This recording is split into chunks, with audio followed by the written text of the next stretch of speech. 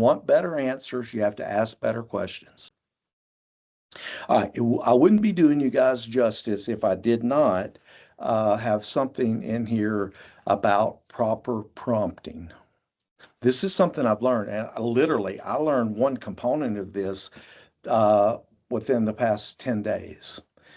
Whenever you're going to prompt, and this is the way I would this way I'll speak as a human. Okay, like I'm gonna come up and maybe I met you 5 years ago, and we had a deep conversation about something, and maybe something obscure, maybe something maybe even kind of weird. And if I walked up to you and I started just like it was 5 minutes ago we were talking about it, and I just engage in that conversation, just like that, you're going to think I'm weird and I'm not going to get that great of a response out of you. What you need to do with prompting is you start with a broad set uh, on the stage. You want to talk about a broad. You want to kind of have a topic, of course, and I'll show you how to do that. But you want to say like who you are. Well, I'm Philip Long, and I'm a, CEO of a managed services cybersecurity company. Blah blah blah. So you want to put your role in there, and then what's the situation?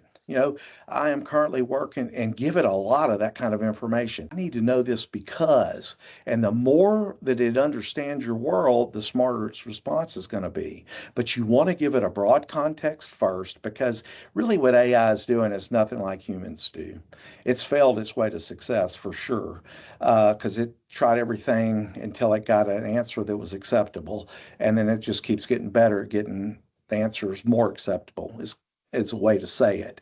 And so you want to define the outcome next. What do I need from this information? So you want to give it a bunch of random craziness up in a certain box, and then you want to get it response, then come back to it and say, okay, now here's what I want to do with it. Here's what I need.